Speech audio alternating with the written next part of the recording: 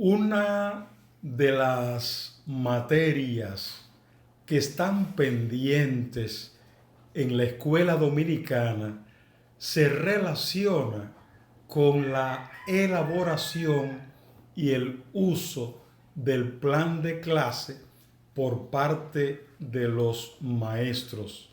Y de eso vamos a tratar en esta oportunidad. Agradecemos el interés que muestras por nuestros videos. Hagamos una breve pausa ahora mismo. Dale a me gusta o likes. De esa manera contribuyes con el crecimiento de nuestro canal. Gracias por tu colaboración. ¿Cuáles diferencias existen entre una clase orientada en un plan y una clase sin plan de clase? Ese es un tremendo tema y tenemos datos para hablar sobre eso. Pero partamos de esta idea. La educación es una actividad intencional. La educación tiene propósitos. Y el propósito fundamental de la educación tiene que ver con los aprendizajes de los estudiantes. Así que los muchachos aprendan. Y para eso la educación tiene una propuesta curricular. O sea, tiene un currículum donde organiza una serie de contenidos, de actividades, a partir de lo que son los niveles. O sea, no es lo mismo lo que se enseña en el nivel inicial que lo que se va a enseñar en básica, en primaria o en secundaria. Y pueden haber cosas parecidas en términos del título, pero los avances son diferentes. Y en ese sentido, si tener un plan de trabajo es lo que puede de alguna manera asegurar que lo que yo haga en el aula esté alineado a lo que dice el currículum. El currículum es como la propuesta que tenemos como para orientar esa actividad del trabajo de clase. Pero también el plan tiene otro aspecto fundamental, y es que el plan debe contener cómo yo trabajo eso a partir de las características particulares de los sujetos. O sea, se supone que cada grupo de niños tiene una serie de características y yo tengo que pensar en ellas para organizar el trabajo que el currículo me manda. Entonces, debería de alguna manera un plan orientarme en términos de tomar en consideración esas diferenciaciones que hay, que siempre van a estar ahí presentes. Pienso que se requiere disponer de una organización y si salimos a buscar, a lograr un objetivo, hay que suponer que hay unos pasos previos que hay que dar y que en el camino hay que hacer determinadas cosas. Por supuesto, eso es un elemento importantísimo. Es decir, hay un orden lógico de las cosas, tiene un orden. Y entonces de alguna manera yo no puedo empezar de cualquier manera, yo no puedo organizar las cosas de cualquier manera, sino que hay un orden, de eso vamos a hablar dentro de un ratito, que es el orden que tiene cualquier plan de trabajo de aula, y que es fundamental porque uno lo que quiere es alcanzar los propósitos. Uno quisiera que los muchachos aprendan. Entonces, para hacer eso, uno se puede hacer de cualquier manera. De alguna manera, uno tiene que colocar al estudiante frente a las expectativas que la sociedad espera, que la educación espera, que la familia espera. Y entonces, tener conciencia y que el estudiante tenga conciencia de cuáles son esas expectativas también es parte de ese plan. Es decir, el plan organiza una serie de actividades para hacer posible que lo que se plantea a nivel del currículum se alcance. En ese sentido, que los estudiantes aprendan. Claro. Bueno, si es así y no puede ser de otra manera, una es la improvisación, el azar, lo que salga, y otra cosa es que tú saliste a dar unos pasos y aspira a llegar a un determinado lugar contando con unos recursos y poniendo en práctica unas determinadas estrategias. pienso que esto pudiera ser como el piloto y el copiloto de un avión. Ellos saben que van para un lugar determinado, saben que hay que despegar en una determinada dirección y tomar un rumbo. Sin embargo, hay un plan de vuelo que ha sido previamente elaborado, porque el vuelo no se deja a lo que salga. En ese trayecto pudieran aparecer otros aviones, y si aquellos no vuelan en otros planos, en otras alturas, a otros niveles, podría ser entonces que se produzca un encuentro entre naves, entre aviones. Claro, claro. Eso es un tema importante, Alberto, que menciona. Y efectivamente para eso es el plan. Porque el plan es, digamos, lo que yo espero alcanzar y las estrategias que yo voy a utilizar. O sea, yo estoy dando una ruta. Es como la ruta crítica. Es como llegar a donde yo quiero llegar con ese grupo de muchachos, con cada uno de esos niños y niñas, jóvenes. Y por tanto es fundamental. O sea, que no tener un plan es un riesgo realmente muy alto que se corre. En la República Dominicana, ¿qué dicen las evidencias en cuanto al uso que hace el profesor dominicano del plan de clase? ¿Se usa o no se usa? Esa es una buena cuestión, una buena pregunta. La evidencia que puedo señalar es la que se obtuvo cuando se hizo la evaluación del desempeño docente en el año 2017-2018. Que hay que decir que de las herramientas evaluativas donde se puso de manifiesto, digámoslo, vamos a llamarlo de esta manera, como los mayores retos e incluso posibilidades de mejora, es justamente esa que tiene que ver con el plan de trabajo en el aula. Y para que tengan una idea de lo que estamos hablando, fíjense los datos que nos da, en sentido general voy a hablar de esa evaluación. El 87% de las planificaciones evaluadas, es decir, de las planificaciones que los maestros entregaron cuando iban a ser observados, el 87%, la evaluación no se corresponde con los indicadores de logro de la asignatura. Estamos, a ver, para que tú me traduzcas eso de por ciento, estamos diciendo que casi 9 de cada 10, casi 9 de cada 10. Exactamente. Casi 9 de cada 10 de los maestros evaluados que entregaron su planificación, esa planificación no tenía correspondencia con lo que se llama los indicadores de logro, que el maestro sabe muy bien que son lo que, digamos, son como esa guía que yo tengo con respecto a los procesos de aprendizaje. No tenían relación. En segundo lugar, segundo dato importante, el 65% de esos instrumentos evaluados, la evaluación no se corresponde con las intenciones educativas de la clase. Fíjense lo que estamos diciendo.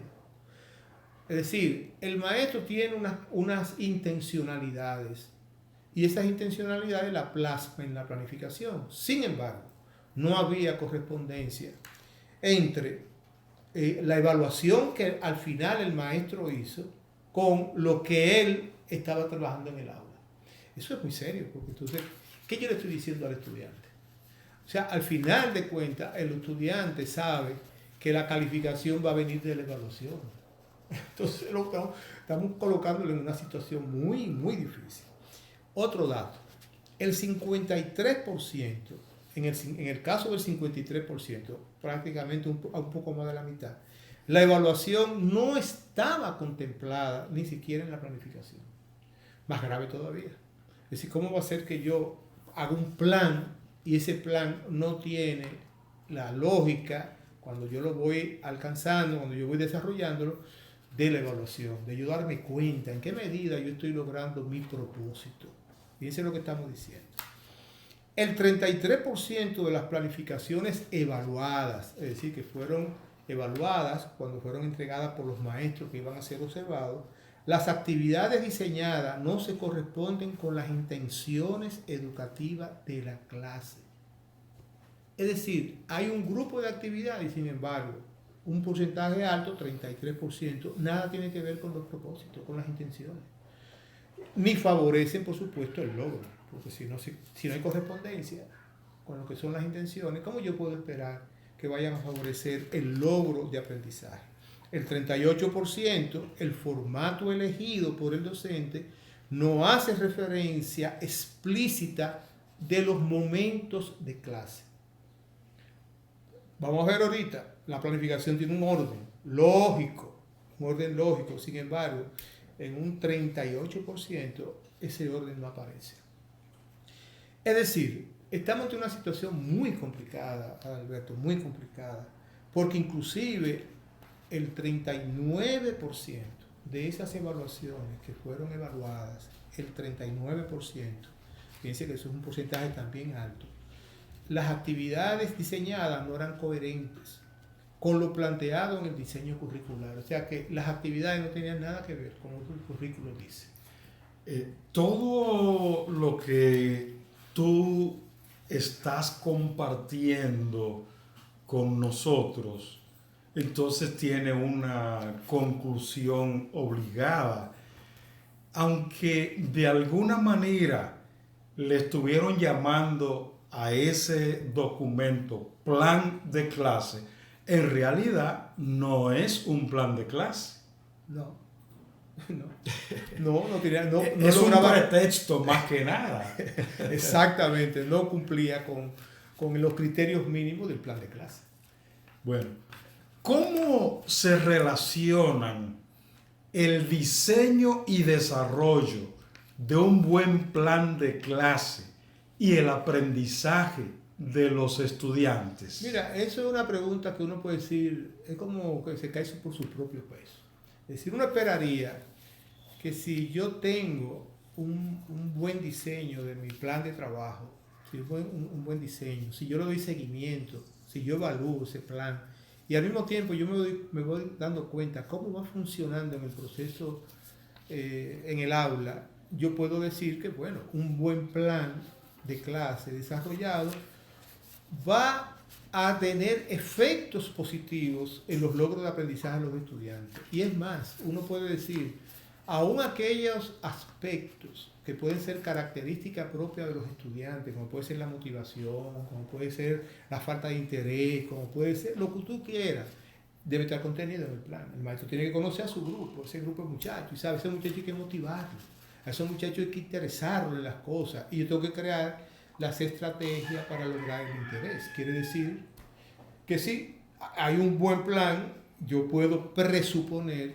que vamos a tener buenos logros. Y si el maestro conoce a cada uno de sus alumnos, habría que suponer que hay una estrategia específica que debe estar indicada en el plan de clase para cada uno de esos alumnos, porque de lo contrario no hay posibilidad de que un alumno aprenda si no es con un esquema, con una forma que va en consonancia con su propia personalidad. Definitivamente. O sea, el plan tiene que contener aquellos elementos que yo voy a trabajar con todo el grupo, pero también debe contener aquellos elementos que van a ser como particulares para los sujetos. Es decir, yo tengo que hacer el trabajo del individuo, de la persona, estar atento a eso, a que cada niño se involucre en ese proceso y aprenda, pero también en ese trabajo colectivo, en que ellos van desde esa perspectiva vygotsky-iana, de ese gran educador y psicólogo ruso, Lev Vygotsky, que decía que esos procesos de aprendizaje se dan en ese contexto de interacción social y cultural. ¿Cuáles criterios debe tener presentes el docente a la hora de planificar y desarrollar una clase? ¿Hay unos elementos básicos, unos elementos fundantes que no deben faltar?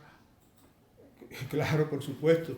Conociendo que yo tengo, por ejemplo, dependiendo de qué se trate, yo tengo un tema que yo voy a desarrollar, que yo quiero que los muchachos puedan aprender de ello, yo tengo que tener claros objetivos, muy claros objetivos y precisos objetivos. Es decir, objetivos que sean realistas. Yo no puedo plantear objetivos imposibles de lograr. Si yo voy a tener 55 minutos de clase, si yo voy a tener una hora de clase, la que yo vaya a tener dependiendo del nivel, los objetivos que yo me proponga tienen que ser objetivos posibles. Entonces hay que tener objetivos. Si no tengo objetivos, ¿hacia dónde dirijo el proceso? Segundo, hay que hacer una introducción al tema tomando en consideración los aprendizajes previos. O sea, el muchacho llega a clase, pero él sabe ya cosas, él sabe cosas. El maestro tiene que recuperar eso que el niño ya sabe, que la niña sabe, que los jóvenes saben, recuperarlo, para que el muchacho haga la conexión. Es como el chip, como que se conecta con las cosas que vamos a discutir, que vamos a trabajar en el aula. Y eso es importante. En tercer lugar, hay que diseñar actividades específicas de aprendizaje a desarrollar que tenga que ver justamente con los contenidos. Yo tengo que tener muy claro eso. No es cualquier actividad. Las actividades tienen que ser congruentes. Entonces tengo que hacer un buen diseño de esas actividades. E inclusive a veces pensar en actividades alternativas. Por si acaso las cosas como que no me funcionan de una manera, pero puedo a lo mejor generar otras maneras y ver cómo funcionan. Y máxime, Leo, que si estamos trabajando con el fin de desarrollar determinadas competencias en el estudiante, no con cualquier actividad se desarrolla la competencia que tú quieres desarrollar. Exactamente, no con cualquier actividad. Son actividades que tienen que estar referidas justamente al contenido. Y por supuesto, para usted poder cumplir con eso, tiene que tener claro el tiempo. Usted tiene un tiempo, usted tiene un conjunto de actividades. Usted no tiene un día entero, usted tiene 55 minutos. Entonces, en esos 55 minutos hay que hacer las cosas que hay que hacer. Y por supuesto, tener claro cuáles son las evidencias de que estoy alcanzando las cosas. Si yo no tengo las evidencias claras en mí, entonces, ¿cómo yo le puedo dar seguimiento de evaluación continua a lo que está pasando en el aula? Y aparte de eso, si tú no has identificado unas evidencias o medios para verificar que hay aprendizaje, ¿con qué va a evaluar? Exactamente. No hay manera de darse cuenta. Exacto. Y que es el cuarto criterio, digamos, en ese plan, que es el tema de la evaluación. Yo tengo que tener claro cómo voy a evaluar los logros alcanzados. ¿Cómo yo voy a evaluar si los muchachos me están entendiendo, si los muchachos están aprendiendo, si los muchachos están desarrollando? Tengo que tenerlo claro. Entonces la evaluación es fundamental. Y finalmente, usted tiene que tener también muy claro cómo usted concluye, que es lo que llaman ya como el cierre de la clase. Porque yo tengo que posibilitar que cuando yo regrese a la próxima clase con el tema que sigue, de darle a los muchachos los insumos para que ellos hagan la conexión. Y no solo eso, si tú no haces un cierre que llamamos un cierre pedagógico, ¿cómo se sabe que unos sí lograron y otros no lograron los objetivos perseguidos? Entonces, es el cierre el que te permite identificar aquellos que quedan con algún asunto pendiente. Totalmente de acuerdo.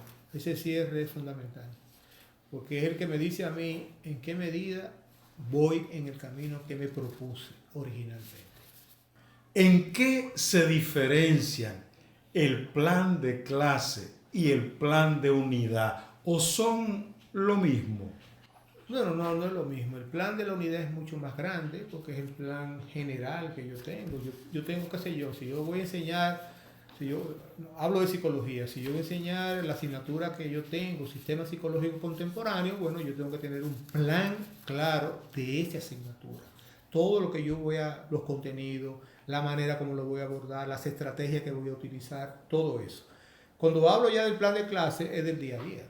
El día a día. Que tiene que estar alineado a ese otro plan. Es decir, yo no puedo de pronto comenzar a hacer cosas en el día a día distinta a lo que el plan completo, el plan de la unidad, yo tenga. Entonces, hay que hacer esa diferenciación. El plan de la unidad es el plan general que yo organizo para trabajar ese grupo de contenido. El plan de clase es el día a día. Es el plan de cada día, de cada hora, de cada 55 minutos para trabajarlo en el aula. Es como si dijéramos que el plan de unidad se desglosa en planes de clases diarias. Exactamente, exactamente. Y en ese sentido hay que tener claro toda la parte estratégica que tiene que ver con los objetivos, que tiene que ver con las instrucciones a seguir, ser muy bien estructurado para que yo pueda tener claridad de lo que yo efectivamente estoy haciendo, claridad, que sea comprensible inclusive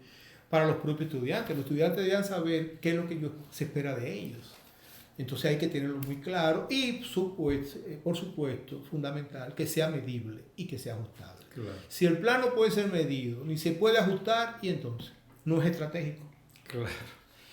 Bueno, conocemos que en un centro educativo se cuenta con coordinadores docentes, coordinadores pedagógicos.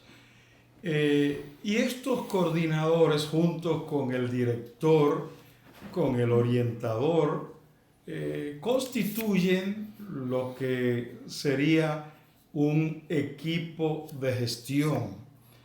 Ahora, se pregunta uno, ¿cuál es la responsabilidad del equipo de gestión en el desarrollo de una cultura de planificación de los procesos del aula? Bueno, el equipo de gestión en la escuela, que pueden haber varios equipos, debe tener la posibilidad de crear toda una cultura justamente pedagógica de la enseñanza, pero también una cultura del seguimiento, una cultura de la planificación, una cultura de la evaluación. O sea, el equipo de gestión es como el que va revisando. Todos los maestros van juntos revisando los procesos, dándose cuenta qué da resultado, qué no da resultado, qué puede ser de interés, qué no puede ser de interés. Que a un profesor a lo mejor dice, mira, ahí me dio muy buena cosa aquello, yo llevé a los muchachos y lo llevé al patio, hice una serie de actividades y eso generó en ellos. Bueno, vamos a ver si también eso funciona en otro lado. Entonces el equipo de gestión debe permitir eso, el intercambio permanente. Pero al mismo tiempo que el intercambio, si nos podemos dar cuenta, el equipo de gestión es como el espacio de la evaluación, de la formación continua. O sea, el maestro se está formando continuamente. No es verdad que lo que yo aprendí en la universidad a lo mejor es lo que funciona. Bueno, la universidad me da una serie de ideas, pero sucede que cuando yo voy a la realidad, yo digo, pero mira, tal cosa no funciona de esa manera en este contexto. Porque la mayoría de nuestros maestros, la experiencia es otra. Entonces ahí yo estoy aprendiendo, dándome la oportunidad de aprender. Por eso para mí el equipo de gestión juega ese rol fundamental de asegurar, digamos, la formación continua de todos los maestros, intercambiando experiencia, estudiando, porque yo creo que muchas veces hay que coger el libro y abrirlo y comenzar a revisar cosas. Yo creía que eso era evaluación continua, pero mira lo que dice el texto dice otra cosa.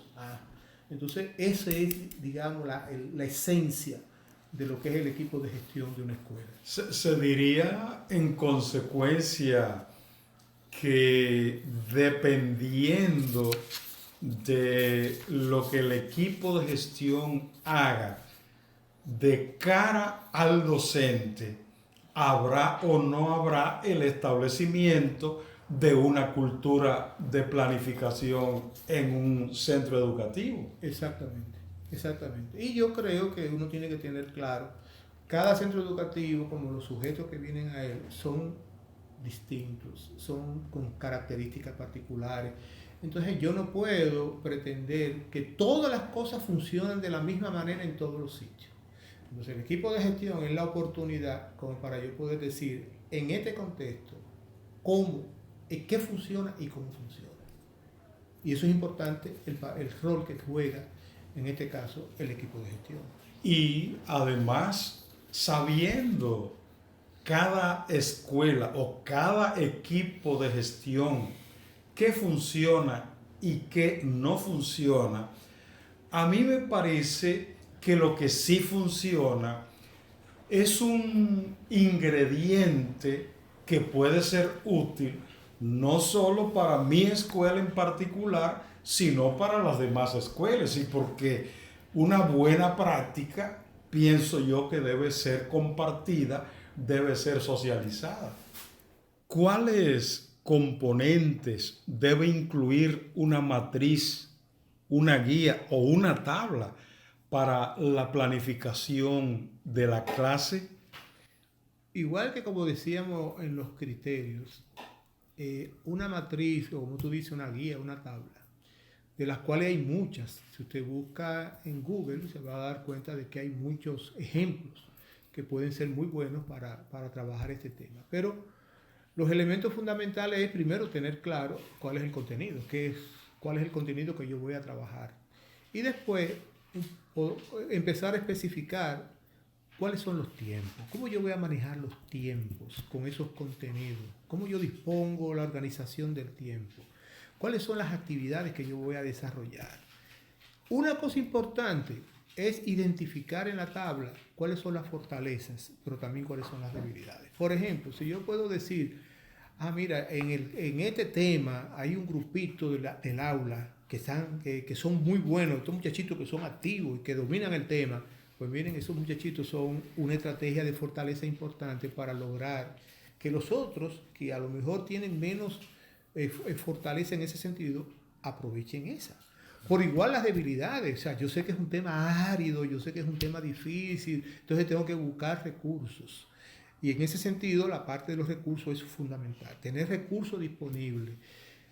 Pueden ser recursos humanos, pero pueden ser otros recursos del medio. Exacto, sí. Materiales. Yo puedo decir un recurso, yo estoy dando clase a lo mejor en tercero y hay una maestra que es parte de la escuela y que a lo mejor ella es muy buena para esas cosas. Y después si vamos a un pequeño intercambio como para provocar cosas en el aula.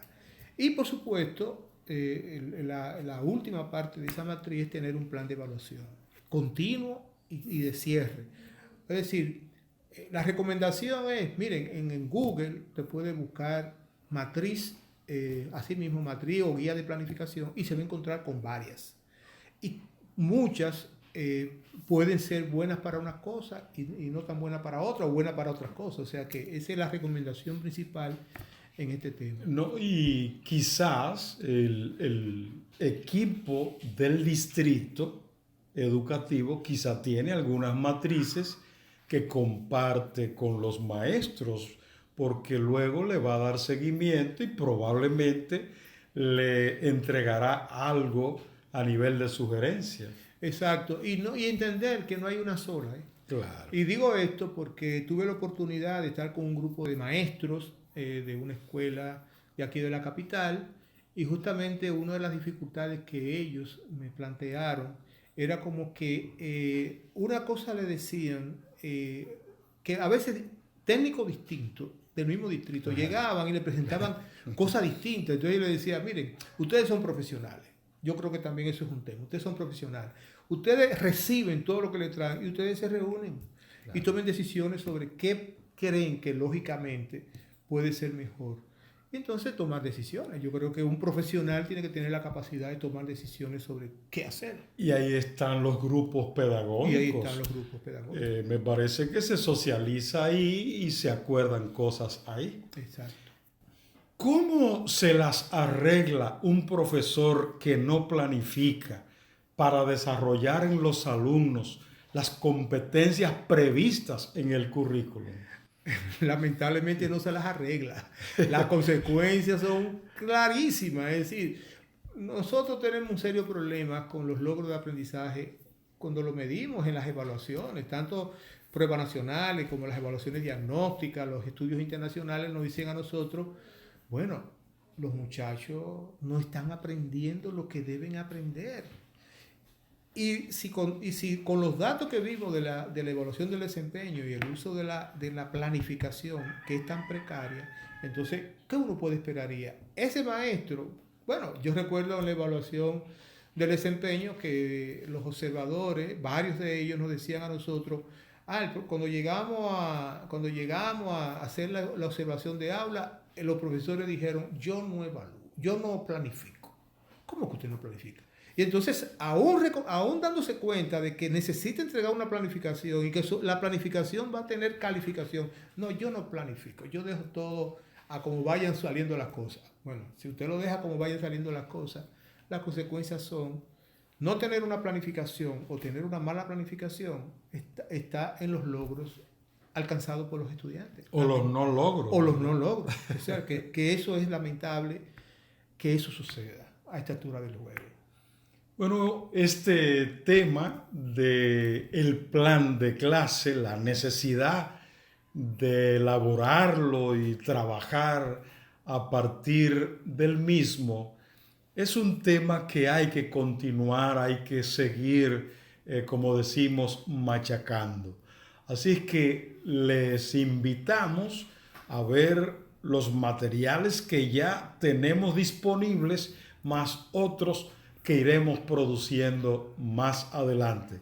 Doctor Valerón, muchísimas gracias por su nueva comparecencia y por tan ricos aportes en favor de los profesores.